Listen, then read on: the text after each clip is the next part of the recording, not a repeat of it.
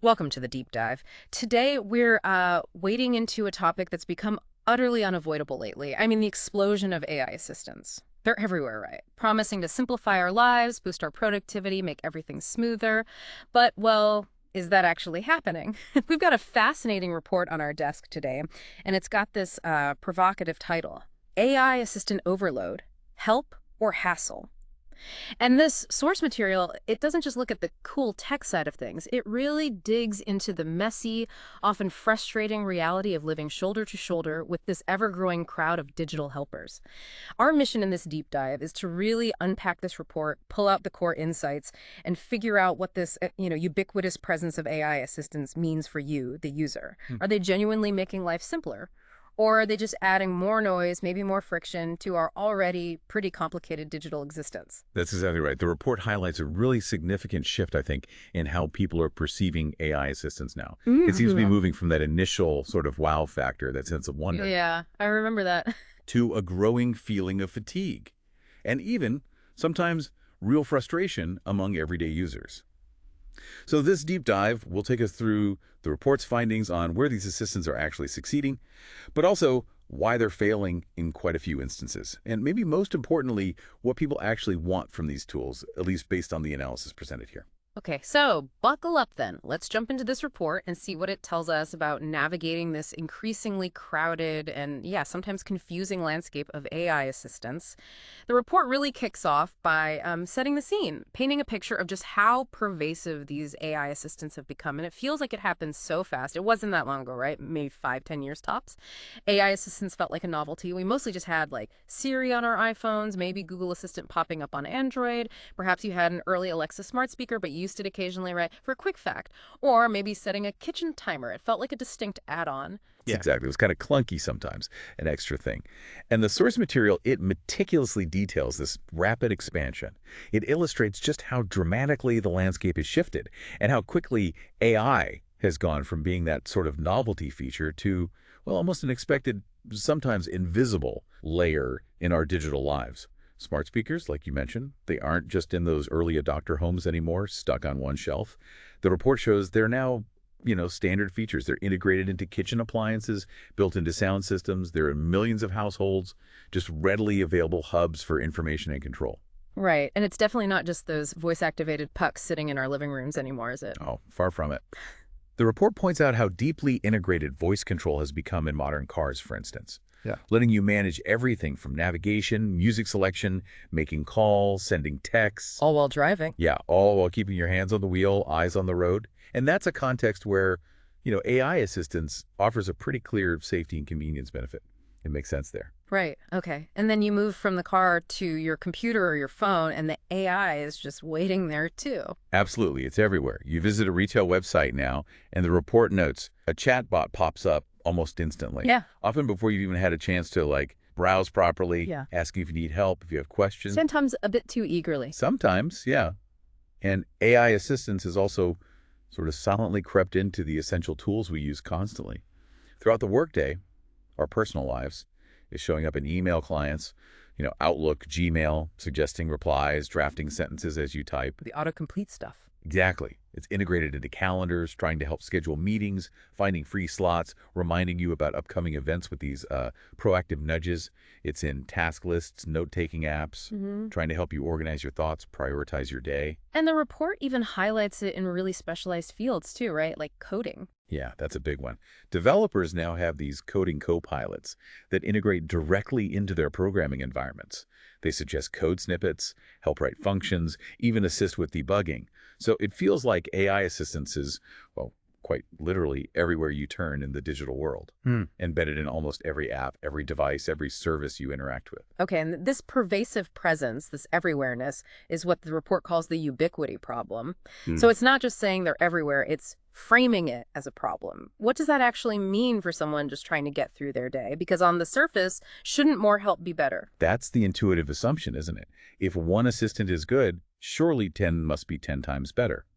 But the report really suggests the reality is far more complex. And often, yeah, the opposite can be true. How so? Well, the key insight here, according to the source material, is what they call the assistant pileup.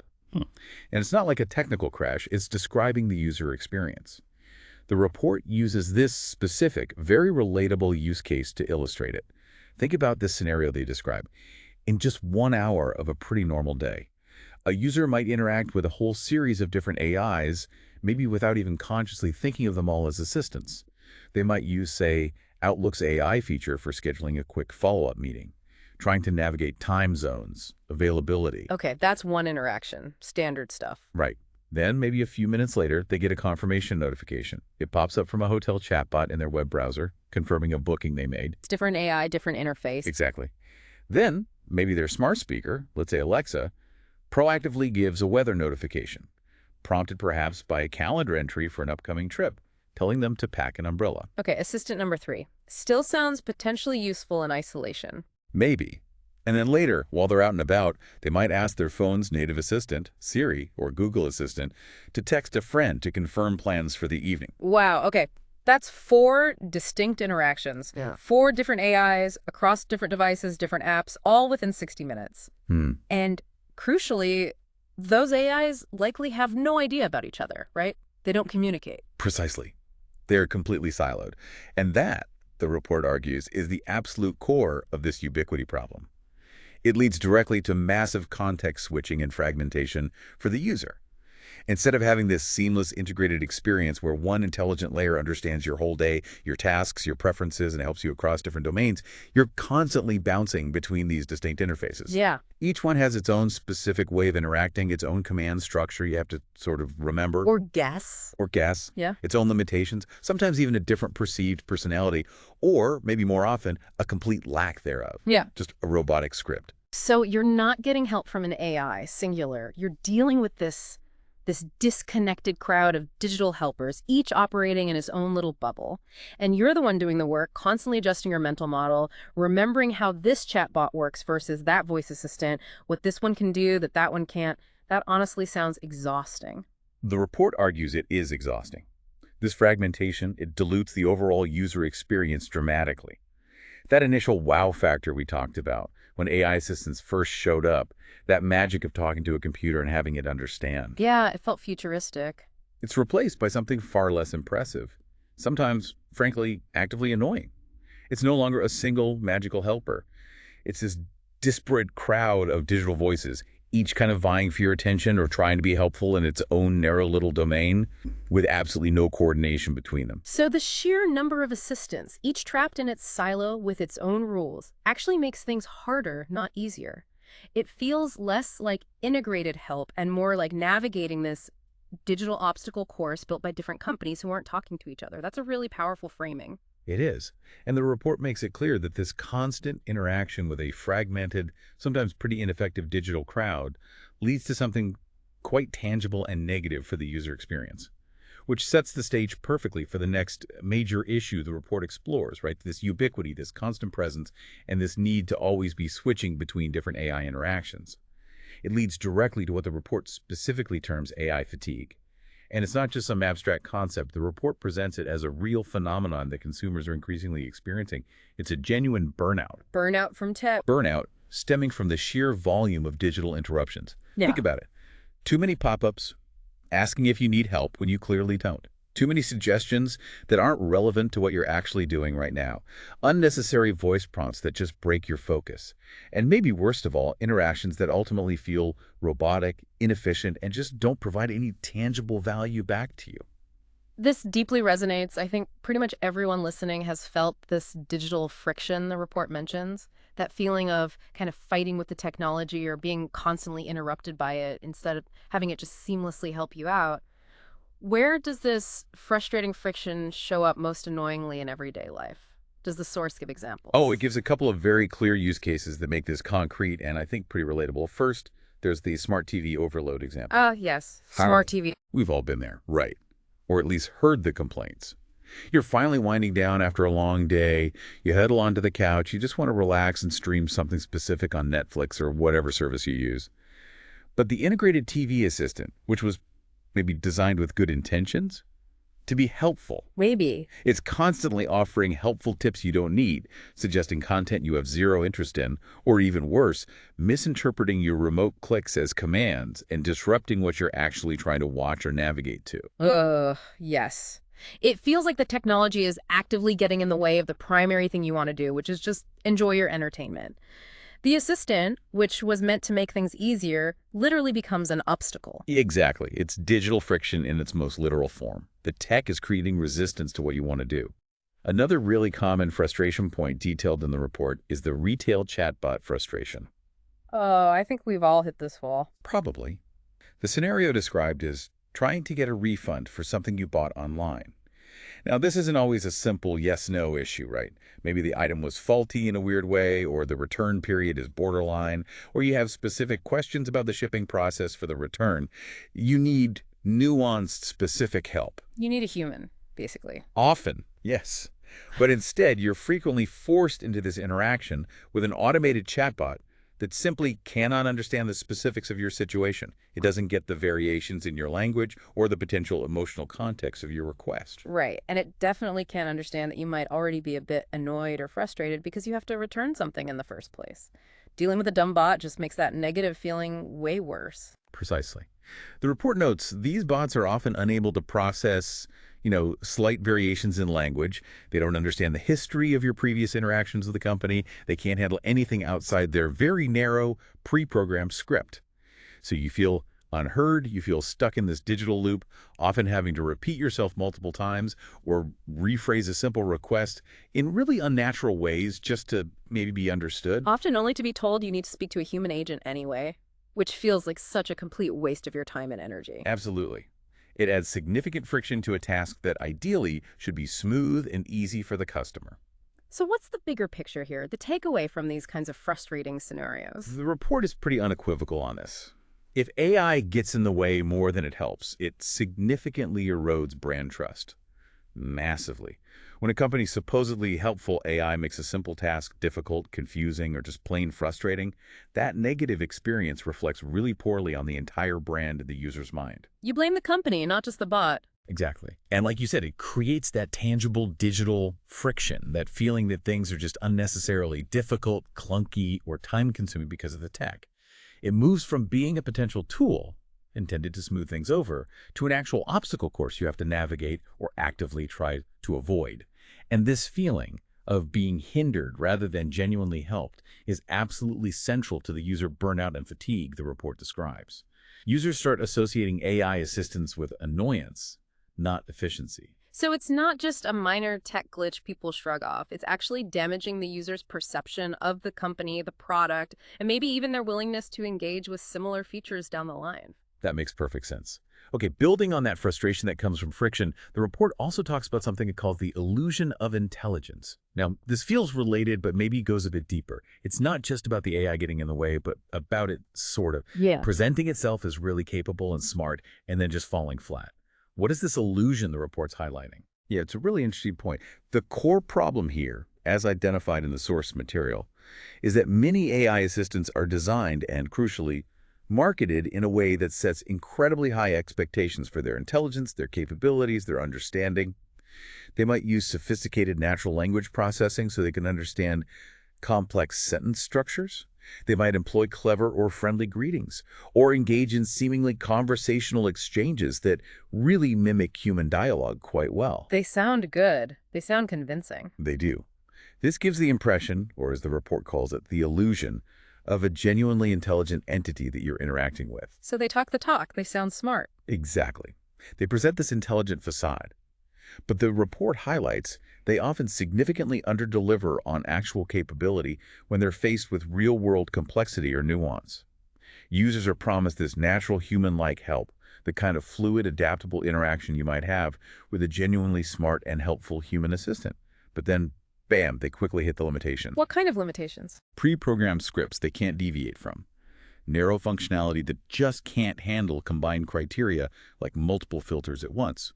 Or really awkward interaction flows that don't adapt well at all if the user steps even slightly off the expected path. So the intelligence is only skin deep. They sound smart right up until you ask them to do something even slightly complex or outside the script. Essentially, yes. They talk the talk, but they just can't walk the walk when it comes to performing complex tasks, or even slightly outside the box requests that require true understanding and flexibility. The source gives a fantastic use case for this, which they call the talk to me like a human scenario. It vividly illustrates this gap between the perceived intelligence and the actual utility and how quickly that illusion just shatters. Imagine you're asking a voice assistant a complex but perfectly natural query, something you'd easily ask a friend or a human assistant without even thinking twice. The specific example given in the report is wanting to find the best Thai restaurants near me that are open late and have vegetarian options. Okay, that seems like a completely reasonable everyday request for something marketed as a smart assistant that understands natural language. It combines multiple criteria: location near me, cuisine Thai, hours open late, and dietary needs, vegetarian options. You would expect a truly intelligent assistant to handle that combination right. You absolutely would. You expect the assistant to process those combined requirements, filter through its vast knowledge base, and give you back a relevant filtered list. That's the promise. Mhm. But what does the report say happens far too often in these situations? Let me guess. Not that. Not that. Ugh. The result, instead of that concise, filtered list matching all your criteria, is typically a generic list from a broad directory site like Yelp or Google Maps that maybe hits one or two criteria, but not all of them. It might give you all of the Thai places nearby, or maybe just places open late, but it fails to combine all the user's specific needs into a single, actually useful result. Or, and this is maybe even more frustrating, you just get that all too common canned response. I'm sorry, I didn't understand that. Ugh. Which completely breaks the illusion. It goes from sounding like this helpful, intelligent entity to suddenly sounding like a very basic, limited machine that just can't process a slightly complex but perfectly normal request. It absolutely does. The facade just drops, and the user is confronted with the real underlying limitations. And the takeaway here, according to the report, is absolutely critical for understanding user frustration. Expectations have significantly outpaced reality. The way these assistants are presented, their conversational ability, their marketing hype as smart or intelligent sets a very high bar in the user's mind. They're set up to disappoint. In many cases, yes. When an assistant overpromises with its presentation or its initial conversational flair, but then fundamentally underperforms on a real-world task that requires combining information or understanding nuance, users don't just get a little bit annoyed. The report states they often disengage entirely. They just lose faith in the assistant's basic capability to handle anything beyond the most simple, pre-programmed commands. They stop trusting it for anything important. Exactly. That mismatch, that gap between the perceived intelligence and the actual utility, is a major turnoff and contributes significantly to the overall fatigue and disappointment the report describes. So it's not just that they fail sometimes, it's that they seem like they should succeed based on how they present themselves. And that gap, that perceived difference between presentation and performance, is what's truly maddening for users. Okay, now, beyond the frustration and disappointment from assistants underperforming or just causing friction, the report touches on something else that makes users deeply wary, and this feels like a big one: privacy concerns. This seems particularly sensitive with assistants that are, voice activated, always listening potentially, or integrated really deeply into our personal and professional digital lives, potentially accessing just a vast amount of our personal data. Oh, this is a huge factor, and the report gives it significant weight as a major barrier to user trust and adoption. It's not a small issue. As assistants become more persistent, often always listening for that wake word, sometimes proactively offering help based on context derived from your data and more deeply integrated. Pulling data from various sources like your calendar, your email, your location, your browsing history, users are, quite understandably, growing increasingly wary. What are the main worries? Well, they're concerned about constant listening, even when the wake word hasn't been explicitly used. They worry about getting those contextual nudges or recommendations that feel a little too specific or too timely. Yeah, the ones that make you wonder how they knew that. Exactly. Hinting at data collection they don't remember explicitly consenting to. And they're concerned about the sheer, often unknown, amount of data being collected about them, their habits, their conversations, their activities. Where is it going? Who is seeing it? It's that really unsettling feeling, isn't it? That the assistant isn't just passively waiting for you to give it a command to perform a specific task, but that it's always on, always potentially listening in on private conversations or monitoring your digital activity in the background, and maybe selling that data or using it in ways you haven't agreed to and don't understand. Exactly. The report includes a use case that perfectly captures this feeling of unease, this potential invasion of privacy. They call it the were they listening scenario, and it's a really common experience, something many people describe anecdotally. You might be having a totally casual offline conversation with a friend or family member about something completely non-urgent. Maybe you mentioned in passing that you're thinking about getting new running shoes because your old ones are worn out. Just a normal private chat, not directed at any device, definitely not using a wake word. Precisely. And then maybe hours later, maybe the next day, you unlock your phone or you open a social media app or just a web browser, and suddenly your AI assistant interface, or maybe more commonly, an ad related to that exact topic pops up. Right. Suddenly you see ads for Adidas running shoes or a sale at a running store you've never even visited. Or hotel deals in that specific small town you were just chatting about visiting for the weekend. And that feels way less like helpful timing or just smart prediction based on your known browsing history, Yeah. and much, much more like, well, like being surveilled. Like your private offline conversations are being listened to and mined for commercial purposes. That's exactly the creepy factor the report highlights. It crosses this invisible but very real line for many, many users. And the takeaway from this section is stark and incredibly important for anyone designing or deploying AI assistants. Convenience without clear, unambiguous consent feels invasive. Period. It just feels wrong. It does. When the assistance feels like surveillance, even if technically it's just a coincidence or some very clever algorithmic targeting based on other data points, it triggers this primal negative reaction in users. In the assistant-consumer relationship, trust is incredibly fragile. It's built up slowly through positive, transparent, consensual interactions.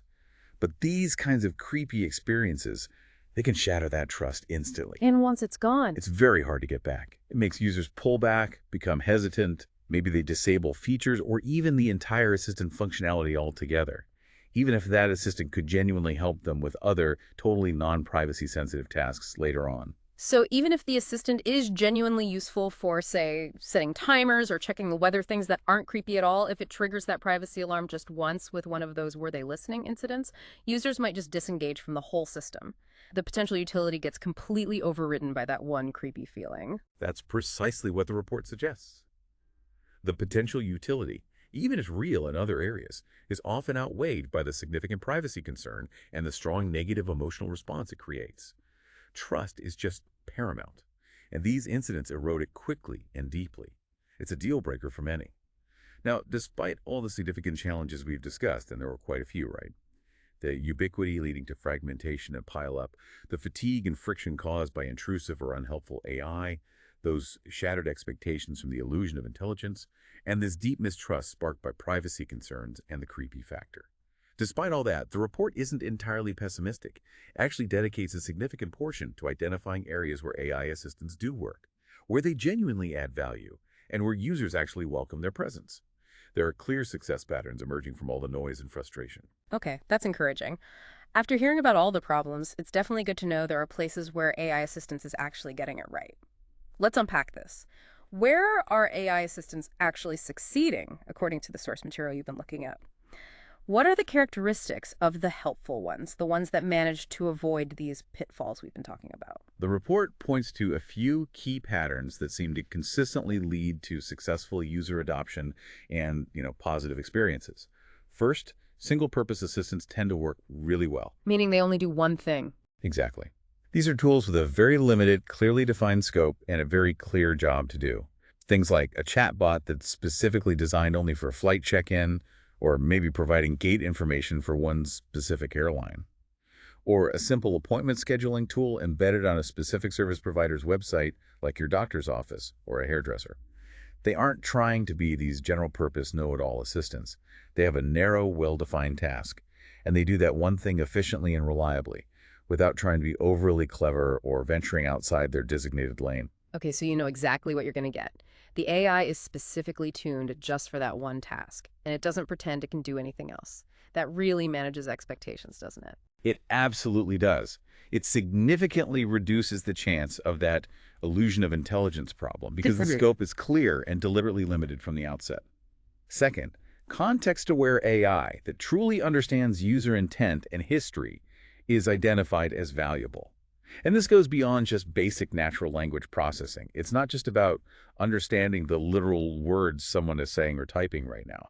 It's about understanding the situation they're in, their past interactions with the system or the service, and maybe anticipating their likely needs based on that historical So context. it knows you, or at least your recent history with it. Right. That deeper understanding allows for more relevant, more proactive, and more timely assistance, hopefully without being intrusive or creepy. And third, seamless voice-to-action flows are highlighted as highly successful applications, particularly in environments where your hands are busy or your eyes need to be focused elsewhere. Like driving, which you mentioned earlier. Exactly. This is where voice AI really shines situations where interacting with a screen is difficult or dangerous or just plain inconvenient. Can you give us a really specific, compelling example from the report? Something that brings these patterns together and shows AI assistants truly working well in contrast to the frustrations. Absolutely. The in-car voice assistant use case is highlighted as a prime example of success. It contrasts really sharply with some of the smart home assistant frustrations we might have discussed.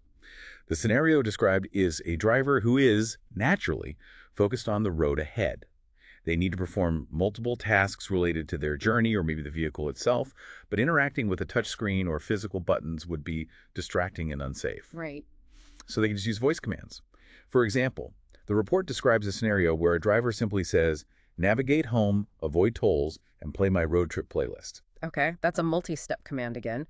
It combines navigation, specific route preferences, and media control. But it's a very common practical set of instructions for someone driving. Exactly. And according to the report's use case analysis, in successful implementations, it works flawlessly.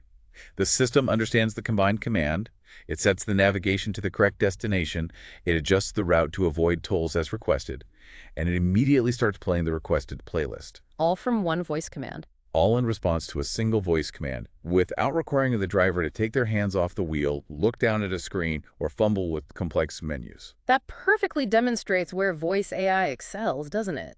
Hands-free, multitasking use cases where efficiency, safety, and just plain convenience are paramount.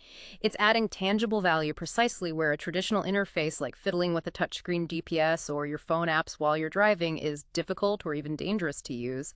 It solves a real problem tied directly to the user's immediate context and needs. It's a perfect fit for that environment and the user's immediate needs. It makes sense. Are there other examples that show AI assistants working effectively, maybe in a less loud or prominent way than a voice assistant? Yes, definitely. Another excellent example cited in the source is the email drafting assistant feature.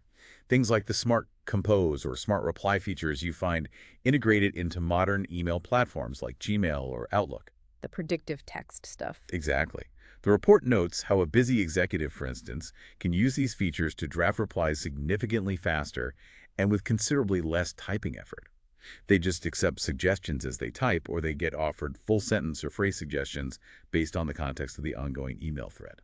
And does the report quantify that benefit? How much faster? It does, actually. Mhm. In the use case described, it states this executive drafts replies approximately 3 times faster using the assistant suggestions compared to typing everything out manually. Whoa, 3 times faster. That's not just a minor convenience. That's a massive, tangible productivity gain. It's genuinely saving significant time and effort. And what's a key insight here about why this particular type of assistance works so well, especially contrasting it with those frustrating chatbots or the overly intrusive smart TVs? The report points out something really fascinating and almost counterintuitive compared to the push towards conversational, sometimes overly friendly assistants we talked about earlier. What makes this type of email assistant successful is described with this really powerful line. It doesn't talk, it doesn't pop up, it just works. Simple as that. Simple as that. The takeaway here, according to the analysis, is profound. The best AI assistants are often effectively invisible. They integrate absolutely seamlessly into your existing workflow. They are efficient, they are quietly helpful, they appear only when relevant, like suggesting the next word or phrase, and then they disappear immediately when they're not needed. They don't demand attention. Exactly. They don't need to be loud or needy or constantly interrupting you or always trying to be on or demonstrably clever. They just seamlessly integrate into your task flow and solve a specific problem like reducing typing effort in the background. They only appear in a very non-intrusive way when truly needed, like suggesting that next word to complete your thought. That's a fantastic distinction. It's not about the AI being the main event or demanding your focus. It's about the task getting done more easily and efficiently, with the AI acting as this quiet, almost invisible enabler in the background. Exactly, and that leads us directly to what the report argues is the really central question underlying a lot of the current issues and frustrations with AI assistants. Okay, this brings us to a really insightful question the report poses.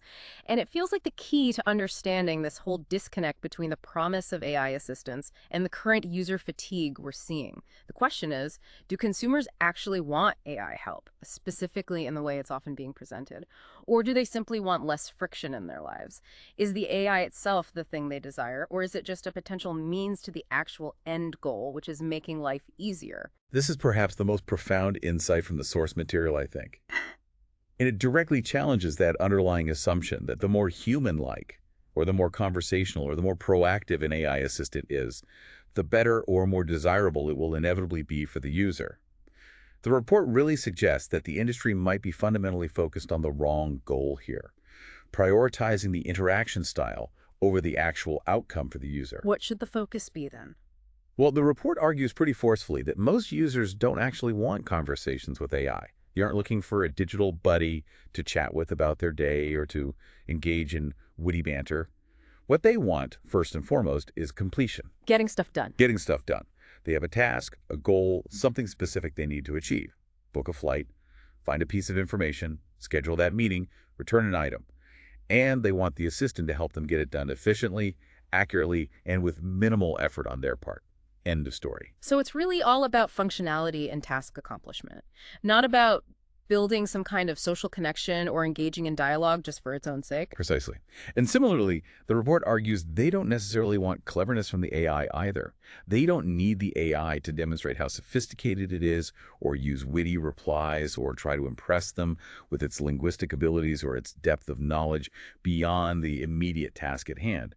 What they really want is clarity. Clarity. Yeah, clarity. They want the AI to understand their request clearly, provide clear and accurate information, and guide them clearly towards completing their task without ambiguity, without confusion, and certainly without unnecessary digressions or chit-chat. That completely reframes the whole purpose of these tools, doesn't it? It's not about building a digital companion or some virtual interlocutor designed to sound human.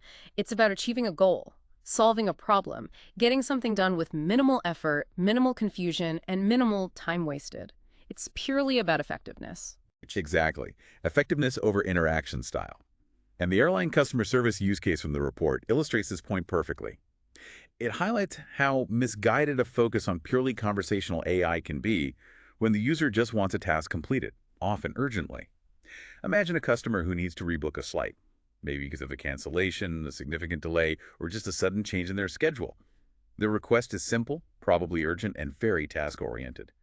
They need flight rebooking options. Right. A straightforward task with a clear objective, Yeah, and they're likely under some time pressure, maybe feeling a bit stressed already. exactly. Now, a well-meaning but ultimately misguided chatbot, perhaps one designed to be overly conversational or friendly, to seem more human-like and less robotic, might completely miss the point. It might reply with something totally tone-deaf and frustratingly cheerful, like the example given. I can definitely help with that. Traveling is so exciting. What's your favorite vacation spot? Oh no, that's awful. That completely misses the point and the urgency of the customer's request. They don't want to chat about favorite vacation spots. They're likely stressed out and just want to fix their travel plans and find alternative flights, like now. Precisely. The report notes this kind of interaction totally misses the tone, it misses the context, and it misses the user's actual immediate need. The user has a clear, potentially stressful task, and the AI is trying to engage in this unnecessary, irrelevant chat that feels completely inappropriate and just delays getting to the solution they desperately need. It just adds friction and frustration exactly where there should be maximum efficiency. Exactly. And the report backs this up with some pretty compelling data from survey insights. It states that in multiple studies conducted, over 70% of consumers say they prefer self-service options, Doing it themselves. doing it themselves, with minimal AI interference, unless that AI is adding real, tangible value, helping them complete their task faster or more easily or maybe more accurately than they could on their own. Wow, over 70%. That's a really strong signal from users, isn't it? It's not that they're universally against AI, but they strongly prefer being in control and being able to get things done themselves, unless the AI demonstrably improves the process or maybe enables something they couldn't otherwise do easily. It is a very strong signal. And the powerful takeaway here the report emphasizes is that AI should aim to solve, not to charm. In user interactions, genuine empathy for the user's goal. which means understanding deeply what they're trying to accomplish and helping them do it with minimum fuss that beats forced energy, artificial friendliness, or attempts at witty conversation every single time. Makes sense. And precision in understanding the request and taking precise, effective action beats superficial personality or trying to appear clever. It really is about effectiveness and utility over conversational flair. So the ultimate goal shouldn't be just to build a better chatbot or a more human-sounding voice assistant in terms of personality. The goal should be to build tools that genuinely enable task completion and reduce friction. Sometimes using AI is the best way to do that, and often maybe the best AI for the job is quiet and almost invisible. That really shifts the entire design philosophy for AI assistants going forward, doesn't it? It does, fundamentally. The report strongly suggests this reorientation towards task completion and friction reduction is absolutely critical if AI assistants are going to move beyond being just another source of fatigue and towards being genuinely valued tools in our lives. Okay, so given this whole landscape we've explored, the overwhelming ubiquity leading to fragmentation, the resulting fatigue and frustration, those broken expectations from the illusion of intelligence, the deep user concerns around privacy and that creepy factor, but also acknowledging the areas where AI assistance is clearly succeeding when it's focused and context-aware. Where is the future of AI assistance heading, according to this report's analysis? What's the path forward? Right. We've seen that the big problem now is too many fragmented assistants that don't talk to each other. Does the report suggest a different path forward than just, adding more and more specialized bots to the existing pile? It absolutely does, and quite compellingly, I think. The report argues that the future isn't more assistants adding to the pile-up and the fragmentation. It's fewer, smarter, and crucially unified ones. Assistants that work together seamlessly across the different domains of your digital life, acting more like a single, intelligent layer underneath everything. Fewer, but better and connected. Exactly. It highlights several emerging trends that seem to be pointing strongly in this direction, moving away from these siloed applications towards truly integrated intelligence. One major trend identified is OS-level integration. Built into the operating system. Yeah, assistants that are built deeply into the core of the operating system of your computer or your phone, rather than just being another standalone app you install. This allows them to potentially have privileged access to and pull information from across all the different applications and tools you use. They're not confined to just one app's data or capabilities anymore. The report mentions concepts like potential future versions of operating systems having a really deep copilot feature, or maybe functionality similar to Microsoft's Recall idea, which indexes your activity, but integrated into an assistant that can use that broad context of everything you do on your device to proactively and intelligently help you. Okay, that directly addresses the fragmentation problem we started with, right? An assistant that can truly see and act across your calendar, your email, your documents, your messages, your browsing history, all your applications. That could be genuinely powerful because it understands your overall context, not just what you're doing in one specific app at one moment. Exactly. It moves from being just application-specific help to potentially system-wide assistance. That's a huge leap. Another key trend the report identifies is the rise of so-called agentic workflows. Agentic. What does that mean? It means AI that doesn't just reply to your query or provide information based on a single command, but can actually take multi-step actions on the user's behalf, often coordinating across different applications or services. Ah, okay. Like doing the task for you. Precisely. So instead of just finding the best Thai restaurant and giving you the address and phone number, an agentic AI, maybe based on your known preferences and your calendar availability, could potentially go ahead and book a reservation at that restaurant for you. It could coordinate with your calendar to block out the time, maybe even integrate with a payment method if needed, all stemming from understanding your initial, simpler request. So it moves from being just an information provider to being a true task completer. It doesn't just give you the data, it performs the action you intended to take with that data. That sounds much more useful. Yes, it focuses on completing the task or the goal, not just providing data about it or having a conversation about it. And a third important trend highlighted is the increasing development and deployment of on-device LLMs, large language models. Running on the phone itself. Or the computer. Exactly. These are AI models that run locally, right there on your specific device, your phone, your tablet, your computer, rather than constantly sending all your data up to the cloud for processing by some remote server. And that directly addresses the privacy concerns we talked about earlier, that whole creepy factor. If the processing happens on my device, my personal data isn't being constantly transmitted and stored somewhere else I don't control. Precisely. By keeping the processing, and therefore the sensitive data, local to your device, these assistants are inherently more private. They can still be powerful, they can still understand context from your local files and activity, and provide personalized assistance. But they don't require your personal information to be constantly transmitted and stored remotely by a third party, which, as the report shows, is a major source of user anxiety. That seems like a critical piece for rebuilding trust. It really does. The report gives this compelling use case for how these trends, OS-level integration, agentic capabilities, and on-device processing could potentially come together to create this unified future. They call it the Unified Work Copilot. Imagine that assistant pile-up scenario we started with, where you're bouncing between your email, your calendar, your chat app, your task lists, your document editors, each maybe with its own little fragmented AI features.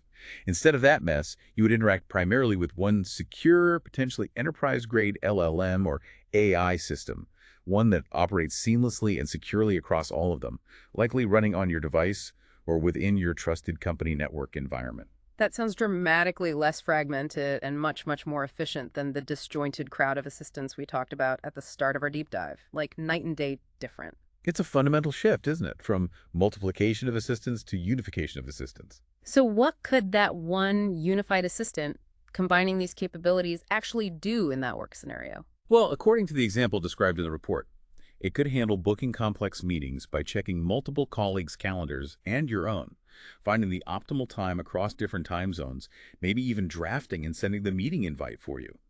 It could write first drafts of project briefs or summarize incredibly long email threads or dense document discussions, pulling the relevant information from across different apps automatically. It could manage your task list intelligently, prioritizing items based on information it gleans from your calendar and your communications.